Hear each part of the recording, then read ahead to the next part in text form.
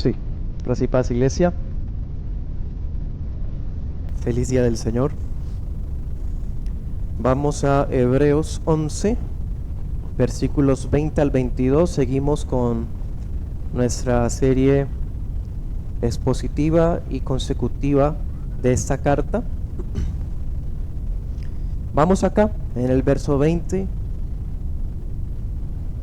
Les invito a colocarse en pie, leámoslo a una voz hasta el 22. En la 60 dice: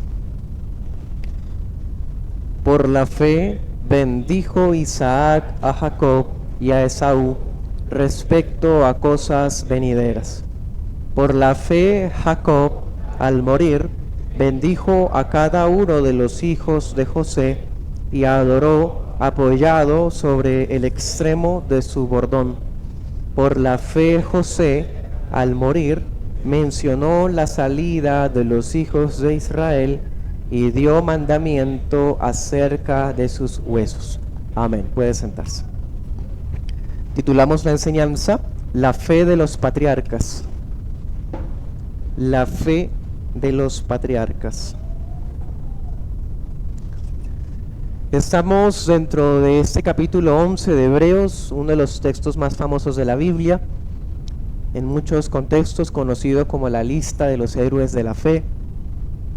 Pero nos hemos dado cuenta, hermanos, a este momento, hemos visto varios casos, hemos visto a Abel, a Enoc, a Noé, a Abraham, y todos ellos eran personas comunes y corrientes, no eran superhéroes, eran personas ordinarias, pero que fueron bendecidas por la gracia del Señor y demostraron haber recibido la fe verdadera.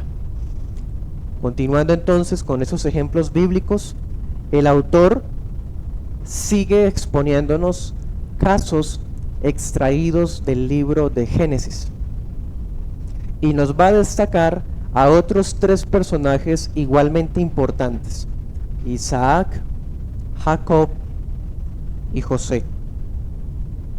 Si usted ha leído Génesis, seguramente sabe que esos tres personajes representan prácticamente la segunda parte del libro de Génesis. La primera parte del libro de Génesis abarca desde la creación y Adán, luego va por los patriarcas hijos de Set hasta Noé, y luego sigue con los descendientes de Sem y Abraham. La segunda parte del libro de Génesis va desde Isaac, y precisamente con esos personajes Jacob y Esaú como los principales, prácticamente desde Génesis 25 hasta el final. Entonces es muy interesante que él nos haga como un recorrido, un panorama bíblico para seguir instruyéndonos y enseñándonos, inspirándonos con relación a la fe genuina. Y si les preguntara a cada uno de ustedes que haya leído Génesis sobre cada uno de los tres personajes, como mencióneme, hermano, algo memorable, algo que a usted lo haya bendecido mucho de cada uno de ellos. Hábleme de Isaac, hábleme de Jacob, hábleme de José. Curiosamente, en vez de elegir algunos episodios quizás más populares, quizás más coloridos, el Espíritu Santo escoge y se va a dar cuenta en los tres casos los últimos actos de la vida de ellos. O sea, en vez de escoger alguna hazaña, los tres casos que menciona se caracterizan porque, ¿qué vio usted ahí? Los tres están a punto de morir. Selecciona la escena final de estos tres personajes, algo, hermano, que seguro ninguno de nosotros hubiese pensado. ¿Cierto que sí? Veremos así entonces la enseñanza de esta mañana. En el primer punto vamos a enfocarnos en Isaac, de quien tenemos un poco más de información, y en el segundo punto vamos a hablar de Jacob y José. Bueno, comencemos. Versículo 20 dice: por la fe bendijo Isaac a Jacob y a Esaú respecto a cosas venideras. Primer punto, Isaac. Hay otros sucesos en la vida de Isaac que nos resultan muy encantadores. Permítame recordarles dos. En Génesis 22:7, les invito a que vayamos a Génesis, lo tengamos abierto. Vamos a leer algunos textos de allá, entonces estemos en Hebreos y Génesis, porque el autor de Hebreos hoy nos está llevando a Génesis. Génesis 22:7 hay una escena muy encantadora que todos conocemos. ¿Se acuerdan cuando Dios le pide a Abraham que sacrifique a su hijo? Y lleva al muchacho, para ese momento tendrá por lo menos unos 20 años. Y el muchacho pregunta esto. Entonces habló Isaac a Abraham su padre y dijo: Padre mío. Y él respondió: heme aquí, mi hijo. Y él dijo: he aquí el fuego y la leña, ¿y dónde está el cordero para el holocausto? Nosotros hubiéramos pensado en esa escena. Ahí vemos a un joven piadoso, sumiso al padre. ¿Cuál es la respuesta de Abraham? El siguiente versículo: el Señor lo proveerá, hijo mío. Pero seguro cuando está ya siendo amarrado, acostado en el altar, habrá entendido qué está pasando. Y aún así se mantuvo sumiso. Cualquiera de nosotros hubiese escogido esa escena como un ejemplo de fe, pero el Espíritu Santo no escogió esa escena. Tenemos otro caso por allá en Génesis 26:20, el mismo Isaac. Él hereda los bienes de su padre, permanece en la tierra que se le dijo que iba a ser de él, y de repente los filisteos que ocupaban ese territorio prácticamente le hacen la vida imposible por un tiempo extendido. Él encuentra un pozo, se lo quitan. Abre otro pozo que era del papá, se lo quitan. Y así, hay un conflicto constante, como cuando de pronto alguno de ustedes haya vivido algún problema con un vecino y es constante y sigue a pesar de que usted mantiene una actitud mansa y tranquila. Isaac, como usted sabe, era un hombre muy reflexivo, muy meditativo, muy tranquilo, pero no lo vemos reaccionar violentamente. Se mantiene. Dios le dice: esta tierra te la voy a dar, quédate aquí, no vayas para Egipto. Isaac obedece por la fe y se queda en esa tierra donde tiene problemas. Pero tampoco el Espíritu Santo escogió esa escena. Entonces el apóstol, que en nuestra opinión a este punto nos hemos inclinado hacia Pablo, apela a uno de los momentos no más bonitos, sino uno de los más desafortunados, no solo de la vida de Isaac, sino de toda la Biblia. Hay una escena famosa porque se trata de un acto lleno de engaños, de complicidad. Y sí, esto es lo que escoge el Espíritu Santo. Por la fe bendijo Isaac a Jacob y a Esaú. Si usted ha leído, sabe lo que pasó en esa bendición.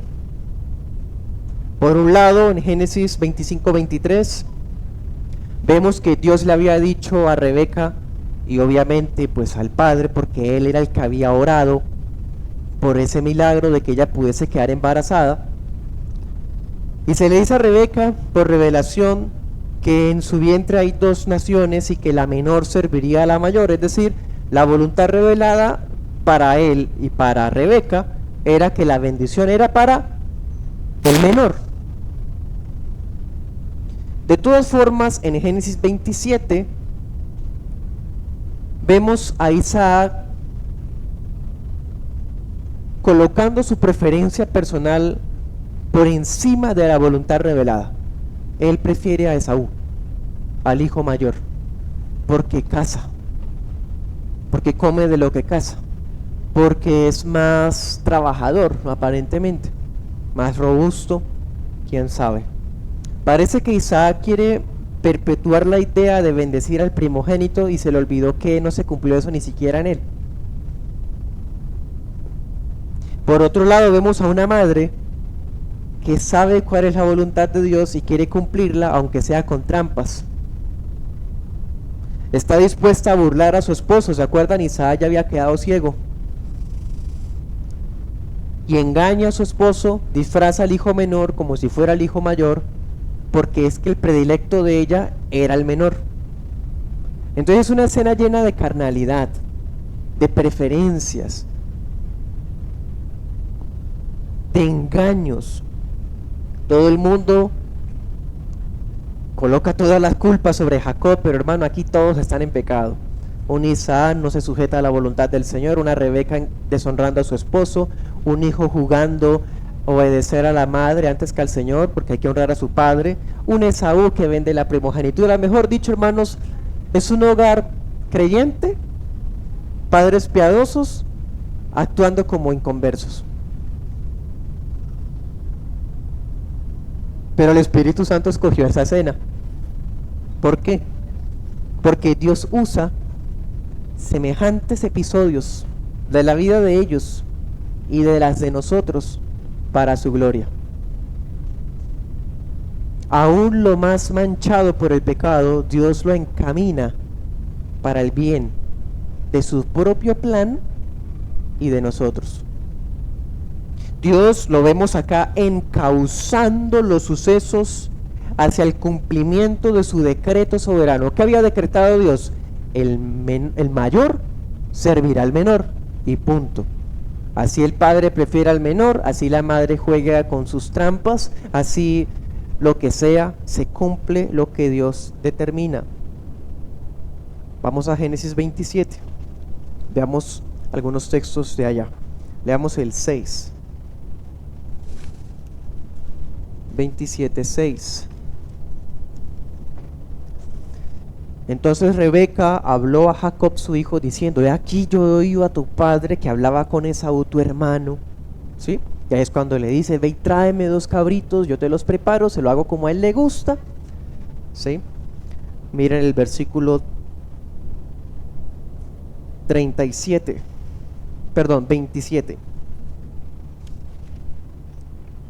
Y Jacob se acercó con su disfraz de Esaú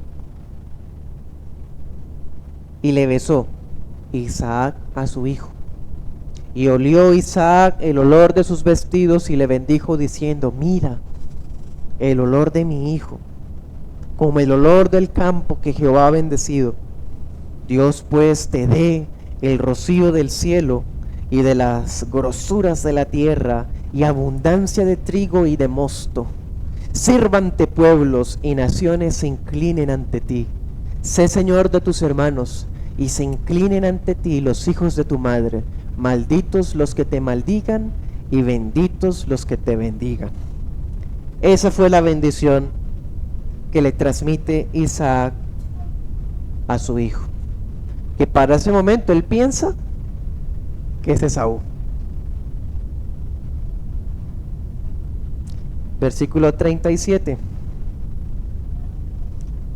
Cuando ya Esaú regresa, ¿se acuerdan? Con la casa: ya de padre, te traje y te preparé tu comida, come. Isaac se estremece y dice: entonces, ¿quién fue el que vino? Y Esaú empieza a gritar, a llorar y a decir: a mí también bendíceme. ¿No guardaste una bendición también para mí? Versículo 37. Isaac respondió y dijo: he aquí, yo le he puesto a tu hermano menor por señor tuyo, y le he dado por siervos a todos sus hermanos. De trigo y de vino le he provisto. ¿Qué pues te daré a ti ahora, hijo mío? Versículo 39. Entonces Isaac su padre habló y le dijo: he aquí, será tu habitación en grosuras de la tierra y del rocío de los cielos de arriba. Y por tu espada vivirás y a tu hermano servirás, y sucederá cuando te fortalezcas que descargarás su yugo de tu servicio. Todo termina cumpliéndose con el decreto predicho de Dios. Pero para llegar a ese punto, el ser humano quiso impedir ese plan y no se pudo, no se puede. ¿Y saben qué vemos acá, hermano? El Espíritu Santo en Hebreos dice: por la fe bendijo Isaac a Jacob y a Esaú. Coloca en el orden, porque sí, bendijo primero a Jacob que a Esaú. ¿Y por qué el Espíritu Santo coloca esa escena? Hermano, es importante, porque la promesa que había recibido Abraham ahí se estaba transmitiendo a la siguiente generación. Isaac mismo no vio cumplirse muchas de esas promesas, pero las creyó. Eso es lo que está transmitiendo. Y dése cuenta que aunque es una escena carnal, pecaminosa en muchos casos, en muchos actos, todo gira alrededor de la bendición de Dios. Todos quieren esa bendición. Bueno, excepto Esaú, que a él no le importa esas cosas. Él prefiere un plato de guiso rojo que esa bendición, aunque al final parece que llora por tenerla. De todas formas, ¿qué vemos? Cuando Isaac se da cuenta que lo engañaron, Isaac no dice, me retracto, anulo y cancelo, o niego, o ahora declaro que es lo contrario. No.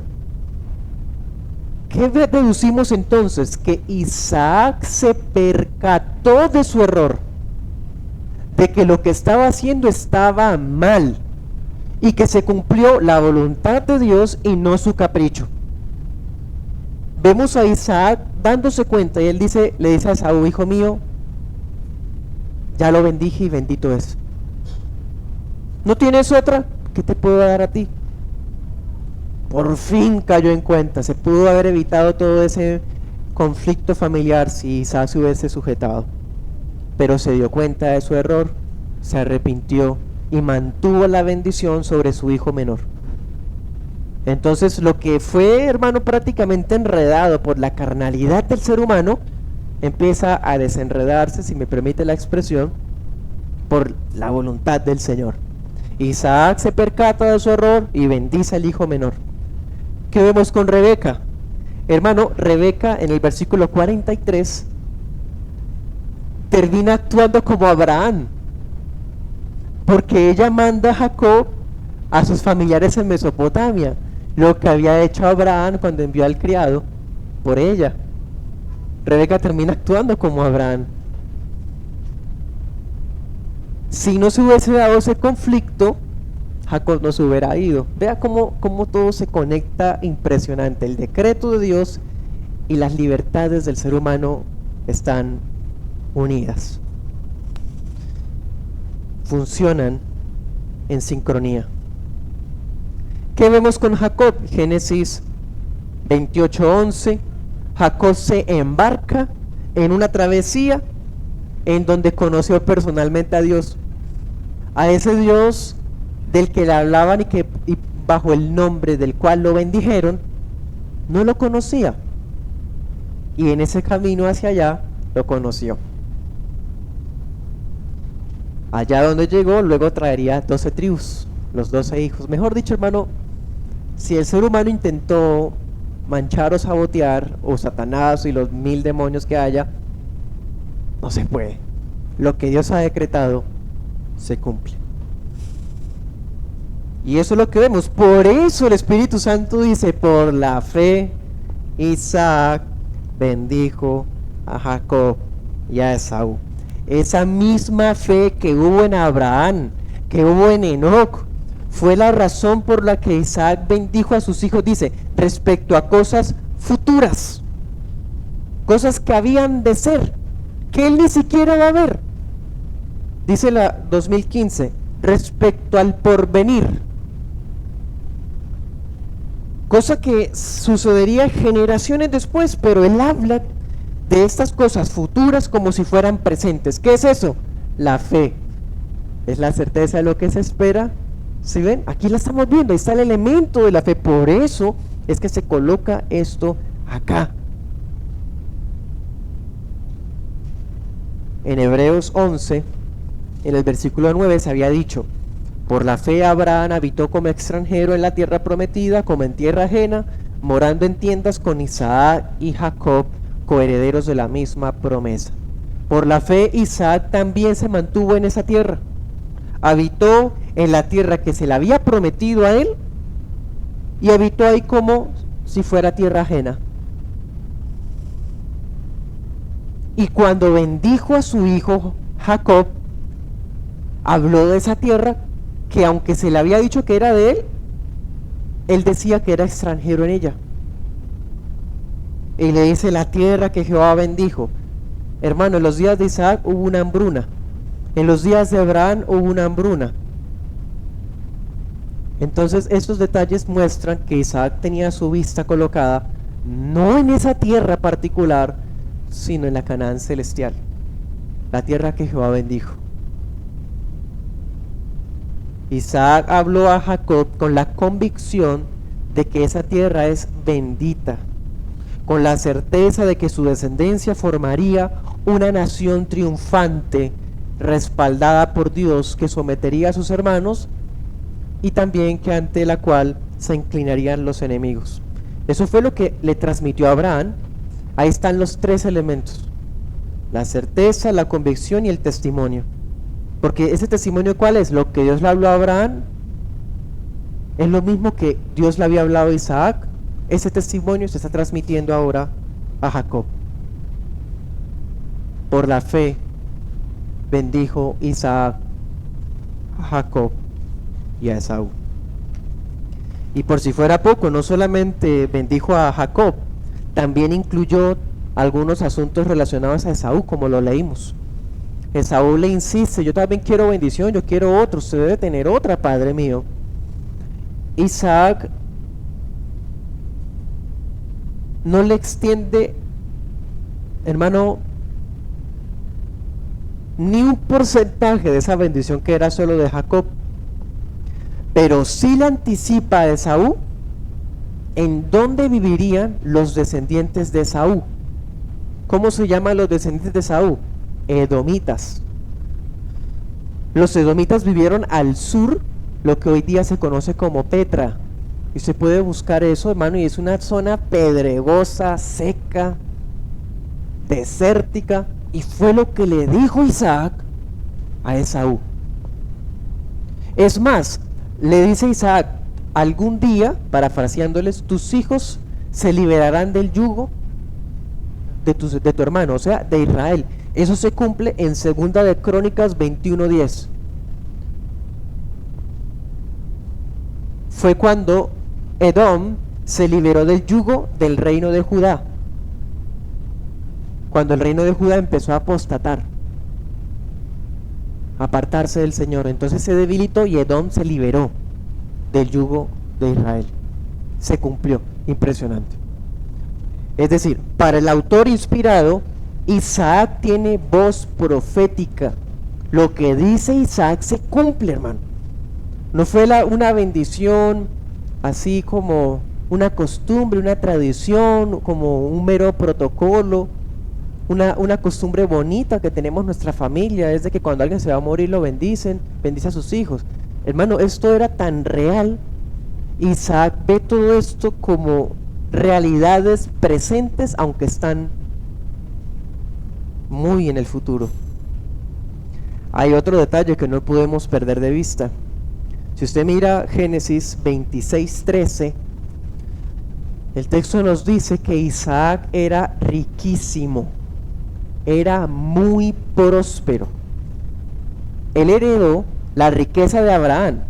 Quiere decir que Isaac era más rico que Abraham.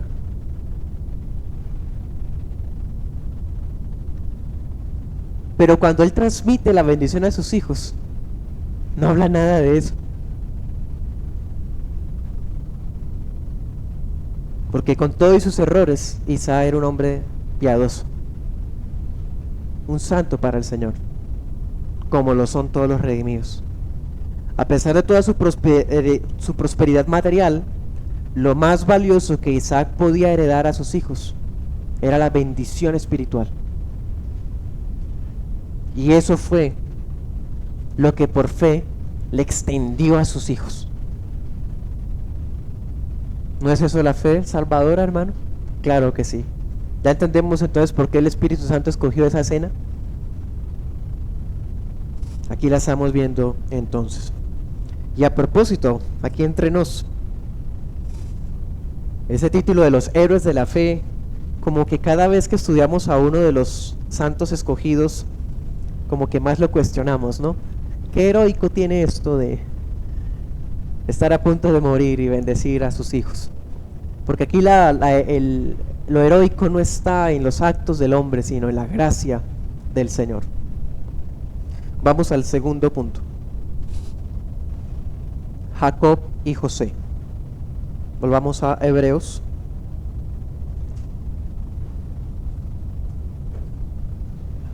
Versículo 21.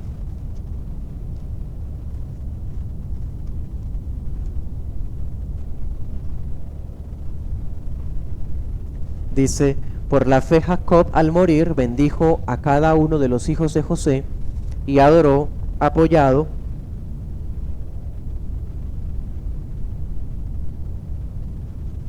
sobre el extremo de su bordón. Por la fe José al morir mencionó la salida de los hijos de Israel y dio mandamiento acerca de sus huesos. Bueno, ahora hablemos de Jacob y de José. Vuelve y ocurre lo mismo. Escoge Dios lo último de la vida de Jacob. Y dése cuenta, hermano, así muchas veces ocurre con muchos de nosotros y ocurrirá con algunos de nosotros.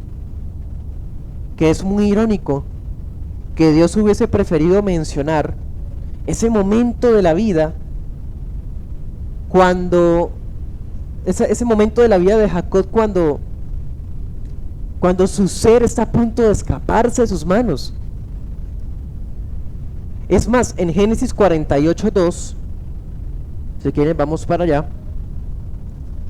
En Génesis 48:2 prácticamente nos dice que Jacob era un anciano, hermano, moribundo, senil. Tiene que usar todas sus fuerzas tan solo para sentarse en la cama. Ese es un héroe de la fe.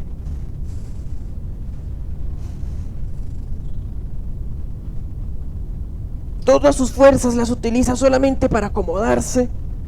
Y cuando se acomoda, versículo 3 y 4, ¿qué dice? Empieza a testificar lo que Dios ha hecho en su vida. Dese cuenta cómo no escogió Dios su época juvenil, cuando pasaba noches desvelando, cuidando las ovejas de Labán. Cuando tenía todas sus fuerzas y aguantaba la helada de la noche o el calor del día. Cuando pudo procrear 12 hijos. Nada de eso. Cuando enriqueció más que Isaac todavía. Nada de eso menciona. Cuando está en la cama muriéndose y se sienta con todas sus fuerzas, lo que le queda de fuerzas, para bendecir a sus nietos. Es irónico. Es irónico. Lo que para el hombre es la flor, la nata de la juventud, a Dios eso no lo deslumbra, hermano. Si Dios le place usar aún nuestra vejez o aún nuestros últimos momentos para su gloria, pues Él es glorificado en eso. Por la fe, un moribundo Jacob bendijo a los hijos de José. Usó sus últimos alientos para testificar de la fidelidad de Dios, de las promesas del Dios Trino. Y todavía toma fuerzas, versículos 5 al 13, en Génesis 48, un texto que casualmente vimos hace poco. Realiza una solemnidad de adopción. Prácticamente Isaac le dice a José: te voy a escoger a ti como el primogénito, te voy a dar a ti la doble porción de la herencia como el hijo mayor. Y en representación de eso, tus 2 hijos son míos. O sea, los 2 hijos de José, Efraín y Manasés, pasan a ser hijos de Jacob, con el propósito de Jacob darles herencia a cada uno.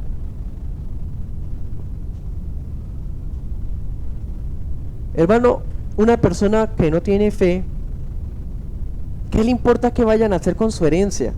Ya se está muriendo, ¿qué fuerzas le quedan? Descanse en sus últimos momentos, diría alguien del mundo. Pero no, él usa sus fuerzas para hacer ese tipo de actos. Y no solamente es para darle doble porción a José. Aquí vemos otro acto de piedad. Esos 2 hijos, Efraín y Manasés, ¿dónde nacieron? En Egipto. Eran hijos prácticamente del primer ministro de Egipto. no conocieron Canaán, conocieron riqueza, gloria, popularidad. Hijos del hombre que era la mano derecha del faraón. Lo tenían todo, hermano. Pero cuando Jacob los adopta como suyos, lo que está haciendo es separar a esos muchachos del paganismo de Egipto, dándoles una lección a esos muchachos. Este mundo en el cual ustedes nacieron, lo que ustedes ven, no se dejen deslumbrar de eso. Apropiense más bien de esta bendición que les voy a dar. Y se lo dice un abuelito lento, delgado, hermano, hasta el borde de, mejor dicho, de estar que expira. Para que los hijos de José crean lo que está pasando, se necesita fe. Jacob quiere que los hijos de su hijo predilecto sean incluidos en las promesas de Abraham. Jacob se atreve a prometer una tierra de la cual no fue dueño, porque creía que Dios se la había prometido. Entonces el Espíritu Santo escoge esta escena. Vemos a un Jacob también casi ciego. ¿Se acuerdan? Acércamelos. Nos recuerda mucho a su propio momento, ¿no? Cuando su padre, lo que pasa es que aquí ya no hay engaños, no hay rebeldía, no hay trampas. Aquí vemos a un Jacob que está casi ciego, hermano. Él hasta dice, ¿quiénes son esos que están ahí? O sea, los ve, pero acércamelos. Es un hombre que está casi ciego, pero tiene la visión espiritual aguda como nunca antes en su vida. Si usted quiere escoger la escena en donde Jacob fue lo más espiritual de su vida, si me permite la expresión, fue esa. Ahí está un varón probado, maduro en la fe. Así nos va a pasar a muchos, hermanos. No vamos a madurar en la fe, sino hasta en los últimos momentos. Así pasó con Jacob. Por eso el Espíritu Santo escoge esta escena. No escogió la escena cuando peleó con el ángel. No escogió la escena cuando Dios le mostró cómo obtener más ovejitas para él y creyó. No, escogió esta. Cruza los brazos. El mayor era Manasés, el menor era Efraín. Y tiene tan aguda esa visión espiritual, cree tanto esas promesas que él ha vivido, aunque ni las ha visto ni tocado, que invierte al mayor hijo de José, lo pone menor, y al menor de José lo convierte en el mayor. Hace lo mismo que ocurrió con él y que ocurrió con su padre Isaac. Creyó la promesa. Eso es una enseñanza de que los intereses de Dios siempre son inversos a lo que el mundo le interesa. El mundo quiere gloria, fama, quiere propiedades, quiere amoríos, quiere felicidad. Nosotros no buscamos eso, hermano. Los intereses de Dios están invertidos, es paradójico. El mundo no entiende eso.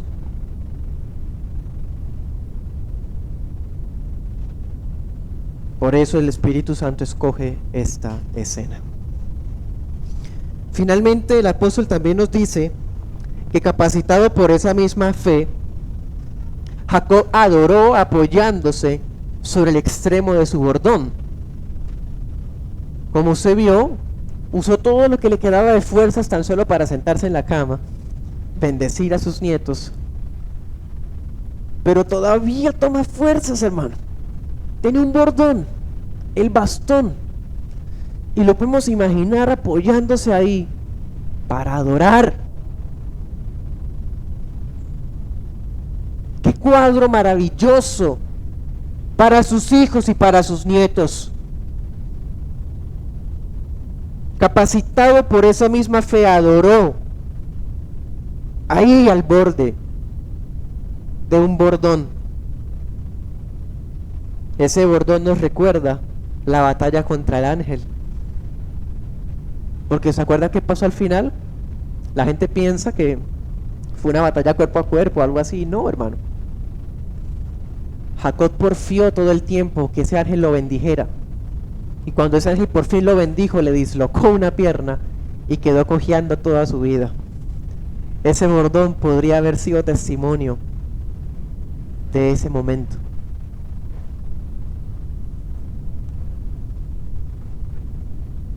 Génesis 32, 31 al 32 nos cuenta que ese bordón lo acompañó en la peregrinación.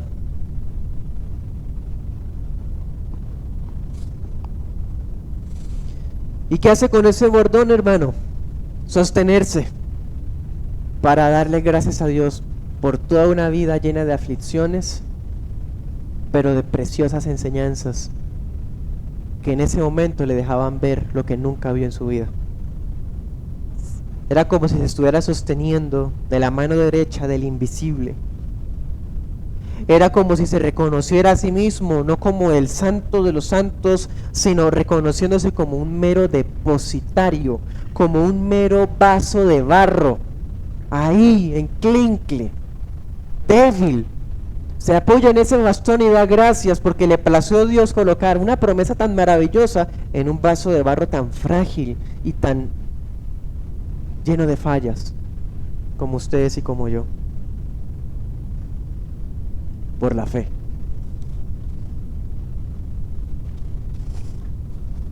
Luego nos habla de José. Hermano, si nos preguntaran a nosotros alguna escena memorable de José, ¿usted qué diría? Como en los casos anteriores, uno pensaría en cuando mantuvo su integridad frente a la mujer de Potifar, cuando mantuvo su esperanza mientras estuvo más de una década en la cárcel, ¿cierto? Y algunas otras más. José es muy conocido, quizás es más famoso que el mismo Isaac, cuando interpretó los sueños del faraón y le dio la gloria a Dios, que no había sido él sino Dios. Pero no, el Espíritu Santo escogió también cuando se va a morir.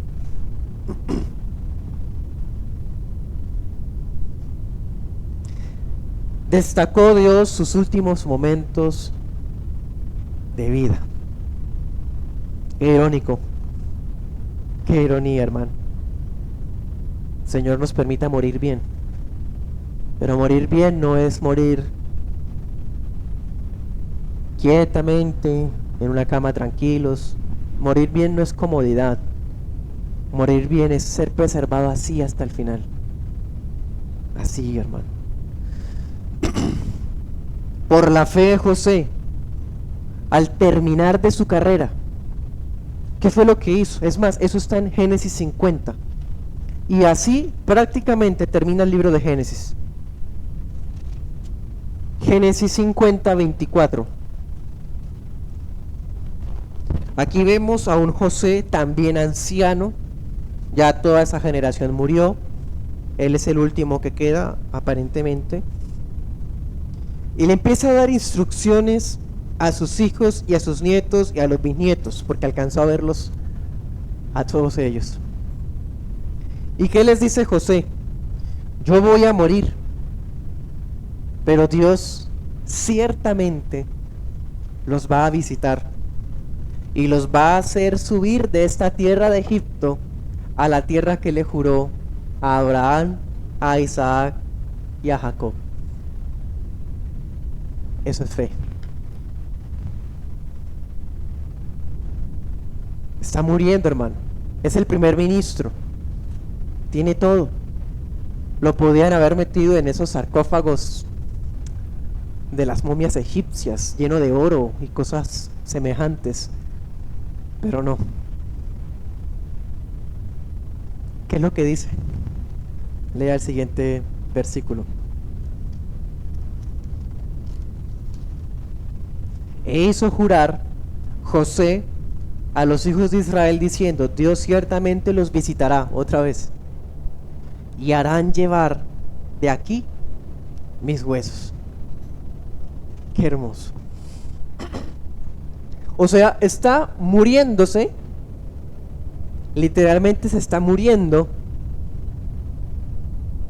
y se refirió al éxodo. Está hablando del éxodo, hermano, 4 siglos antes. Hasta da instrucciones de qué hacer con sus restos mortales. Cuando el Señor los saque de Egipto, llévense mis restos. José creyó a la palabra de Dios y vivió su vida congruente, coherente a esa palabra. Por más enriquecido que hubiese sido, siempre se reconoció como un mero extranjero en tierra ajena. Su corazón siempre se quedó en Canaán, porque era la tierra prometida. Había en él la certeza del éxodo, la convicción de promesas que no vio, y el testimonio, porque Dios juró a Abraham y a Isaac y a Jacob que sería de ellos esa tierra. Cuando eso se cumpla, lleven mis restos allá. ¿Eso qué es? Fe. Fe genuina, hermano. ¿Cómo habrán vivido las primeras generaciones de los israelitas en Egipto? Porque ellos fueron esclavizados por Faraón después. Las primeras generaciones, hermanos, disfrutaron de tranquilidad, prosperidad. Pero Dios les está diciendo, no se amañen mucho acá. Esta no es su tierra. Dios no los va a dejar aquí. Él mismo, y mire cómo dice, Él mismo los va a llevar a esa tierra que juró que había de dar, que había de darnos. Cuando ese tiempo llegue, yo ya no estaré acá. Y aquí vemos la fe, hermano, tan hermoso. Esta fue la parte que en lo personal más me conmovió, hermano, de esta enseñanza. Él no iba a estar allá, pero él quería participar de ese evento. Va a ocurrir. No voy a estar vivo, pero quiero participar de alguna manera. Llévense mis restos. Qué hermoso. Lleven mis huesos allá. Al menos una parte de su ser va a participar del éxodo. Esa es la fe. Y esa voluntad se la cumplió Moisés. En Éxodo 13:19, Moisés, cuando están saliendo ya de Egipto, busca los restos de José y los lleva. 40 años en el desierto, bueno, ahí va José, hermano. Ahí. Josué 24:32. Josué, un tataranieto de José, lo enterró en la tierra que se le prometió a José. Se cumplió. Participó, hermano, del éxodo, del libro de Números, de la conquista con Josué. Esa es la fe. Ya que importan los huesos, eso es polvo nada más.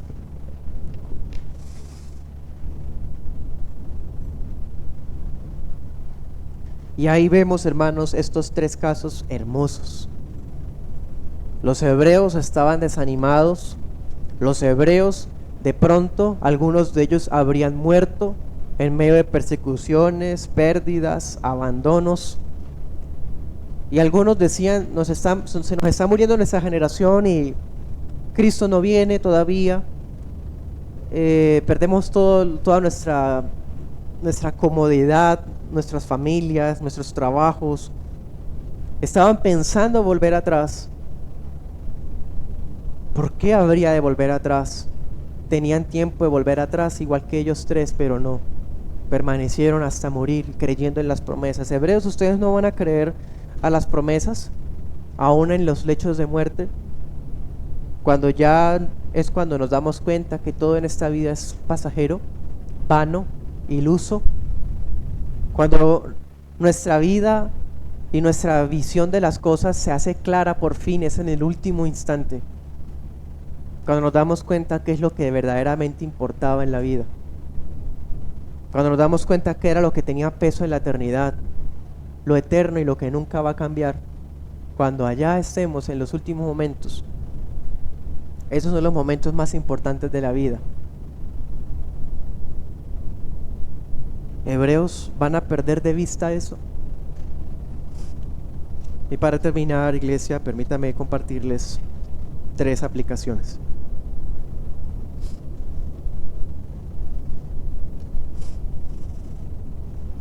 Desde Isaac hasta los hijos de Jacob, vemos santos de Dios, comunes y corrientes. Santos no porque eran perfectos, santos porque fueron escogidos por el Señor. Hombres y mujeres que mantuvieron su mirada en promesas que Dios les había dado, que no se iban a hacer realidad durante su vida. No andaban declarándolas, reclamándolas, ni decretándolas, ni como dicen los falsos maestros, colocar a Dios contra la pared con su palabra. Tú dijiste esto en tu palabra, me lo tienes que dar. Así enseñan los falsos maestros. Vemos acá hombres y mujeres que sabían que esas promesas ellos no las iban a ver, pero las creyeron porque tenían fe verdadera. Que aunque perdieron muchas cosas y toda su vida no fueron dueños de nada, fueron perseverantes hasta el final, porque no perseguían nada terrenal. Tenían sus ojos puestos en la herencia celestial. Ellos no se fijaban en lo terrenal ni en lo material. Dios les permitió saborear las promesas, pero como decía el texto que leímos en la dirección, en la lectura pública, las miraban y las saludaban de lejos, aunque creyéndolas. Por eso despreciaron sus vidas en esta vida, anidaron su esperanza, anidaron una esperanza más grande, trascendental en su interior. Basta con degustar un poquito de las promesas de Dios, beber un poco de ellas, sentir su sabor, para ya no querer nada más acá y esperarlo todo allá.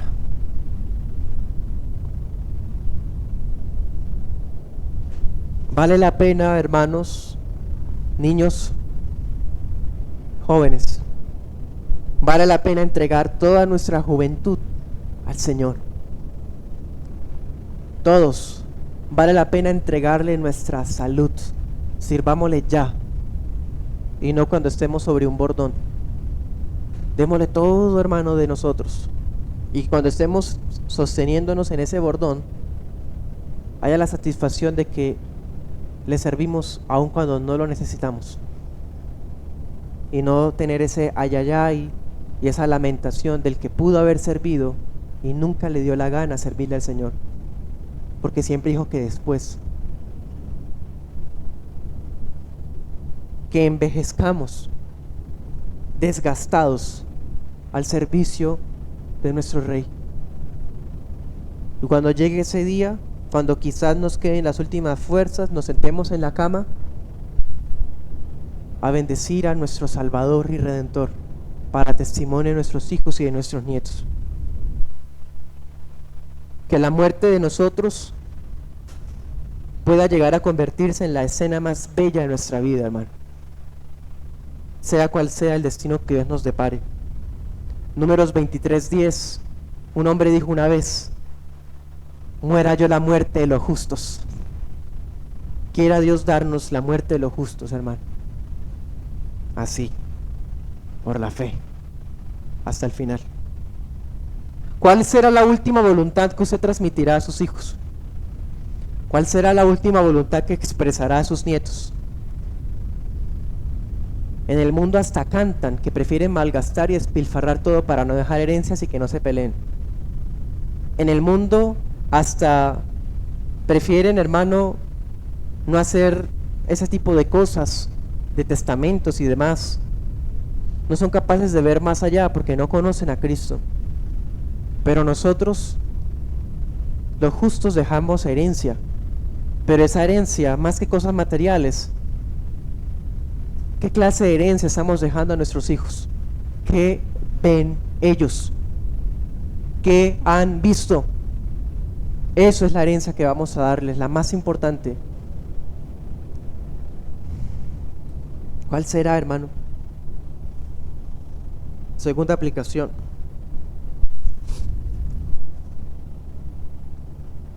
En los tres casos, especialmente en el último, hay una especial mención con el tema de los restos mortales. Esa serie de testimonios debería llevarnos a cuestionar desde cuándo se normalizó una práctica que antes era pagana, como la cremación. ¿Desde cuándo se normalizó eso entre los cristianos? Cuando hay cristianos hoy todavía, hermano, hablando como la gente del mundo, es que es polvo, no es nada. ¿Usted no es cristiano, no cree en la resurrección del cuerpo? ¿Acaso no cree que también fue redimida nuestra carne? ¿Acaso no es nuestro cuerpo también templo del Espíritu? Nuestro cuerpo también importa, hermano. Y no solamente para cuidarlo en la salud, para preservarlo de la inmoralidad, sino también aún después, cuando ya nuestra vida se acabe, el cuerpo sigue importando. La sepultura tristemente se convirtió hoy en un negocio. Ahí vemos lo inmoral de este mundo, que utiliza en ese momento como un negocio. Pero no se puede negar que esa práctica de la sepultura es lo más cercano al testimonio bíblico. Si lo que dejamos a las generaciones siguientes sigue importando, una casa, un carro, un mueble, ese mueble me lo dejó mi abuela, este espejo lo era de mi bisabuela, y no va a importar los restos suyos. ¿Se da cuenta lo materialista que es esta sociedad? Incluso el Padre Celestial dio instrucciones sobre la sepultura de Cristo desde el Salmo 16, versículo 10. Cristo mismo dio instrucciones sobre él y sobre su resurrección, Mateo 26, 32. Que nos lleve eso a reflexionar sobre el tema, hermano. Nuestro cuerpo sigue importando. Y para terminar, la bendición de Isaac y de Jacob no solo nos enseña que Dios no escoge a los Ismaeles, a los Esaús, a los Rubenes. Es más, Dios ni siquiera escoge a los Josés, si me permite la expresión. Ellos no serían los herederos de las promesas, de la promesa.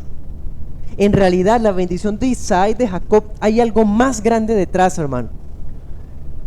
Lo que hay detrás es una realidad más grande que una tierra física. Es la simiente prometida. Él era el verdadero heredero. Toda esta bendición que se transmite de Abraham, Isaac, Jacob, José en adelante, realmente apuntaba a Cristo, la raíz de Judá. El Señor Jesús trajo consigo un mejor éxodo cuando nos sacó del mundo, de la esclavitud del pecado, de Satanás, del mundo, y nos ha prometido resucitar nuestros cuerpos en el día postreros, sea cremado, sea sepultado, sea en el mar, sea en el aire, sea en un valle, sea donde sea, seremos resucitados a la voz del Cordero cuando vuelva, del León de Judá cuando ruja en las nubes. Seremos restablecidos y en pie, lo recibiremos en las nubes. Así que bendito sea el temor de Isaac, bendito sea el que fue la confianza de Jacob, bendito es el que fue la inspiración de José, Cristo. Oremos.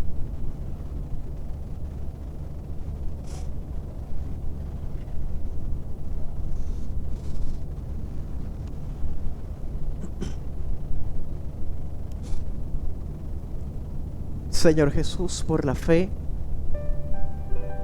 Isaac, Jacob y José, cuando estaban a punto de morir, les dejaste ver lo por venir. Ellos lo creyeron, se aseguraron de transmitírselo a sus hijos y a sus nietos. Ellos vieron y se aferraron al invisible. Ellos te contemplaron a ti, Señor Jesús, porque todo eso realmente giraba alrededor de ti. Tú eras el que había de venir. Eras tú la promesa final cumplida. El cumplimiento final de todo eres tú, Señor Jesús. Por eso no les importaba morir y no ser dueños de nada, porque ya te tenían a ti, ya te habían visto a ti, ya habían tan solo probado un poquito de tus promesas. Eso les bastó para morir en tus brazos. Nosotros también, Señor, hemos degustado tus promesas, más incluso que aquellos. Hemos leído tu palabra santa, preciosa, que ellos nunca pudieron leer. Hemos escuchado la predicación del Evangelio que aún los ángeles quisieran asomarse a escuchar. Tenemos más, Señor, razones para aferrarnos a ti y a esperar en tus promesas, a no aferrarnos a este mundo, sino contemplar la herencia celestial. Perdónanos, Señor, cuando este mundo roba nuestra atención y nos volvemos vanidosos, orgullosos y en muchos casos, Señor, absurdos. Todo eso pasará. Todo eso pasará, Señor, pero tú permanecerás. Señor, los cielos serán enrollados como un vestido. Aún las estrellas pasarán, pero tú siempre eres el mismo. Tus años no acaban. Te tenemos a ti, Señor, y lo tenemos todo. Te rogamos que nosotros también podamos heredar a nuestros hijos y a nuestros nietos más que cosas materiales. Si así te placiera, que así sea, Señor, pero más que eso, un testimonio de vida y de gracia. Allí, Señor, entonces habrá valido la pena todos los peregrinajes que hayamos pasado en esta vida, todas las aflicciones, dolores y tristezas, todas las alegrías, todo el servicio valdrá la pena, Señor. Permítenos tener una muerte agradable a tus ojos, una muerte buena, conforme a tu decreto, Señor, donde podamos estar en la fe hasta el final, y que ninguno de nosotros en el lecho de muerte se lamente de la pérdida del tiempo, de su idolatría, de la rebeldía y de que ya es demasiado tarde para hacer lo que nunca quiso hacer y ser perdidos eternamente. Guárdanos, Señor, para ti, y a nuestros hijos también para ti, nuestras generaciones también para ti, Señor. Para ti, Señor Jesús, en tu nombre. Amén. Amén.